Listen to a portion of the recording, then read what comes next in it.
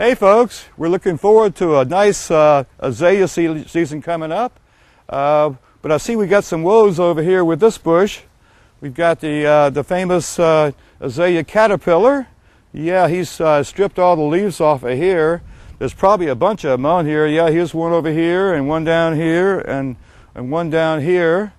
It's kind of a nuisance, but there is ways to control caterpillars. A couple of different ways would be a contact spray, maybe like neem oil. That's going to kill them when you see them and you spray them.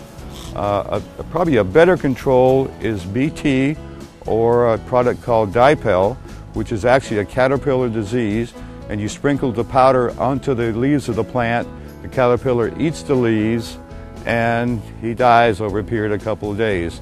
And that's more effective because it gets the caterpillars that you don't see, and it's more long lasting if you had some late eggs hatch out and everything else.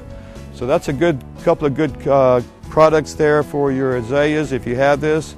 And of course Dipel is good on caterpillars, whatever kind they are, if they're on tomatoes or squash or anything. So it's a great product to have around. It's totally safe for yourself and the environment.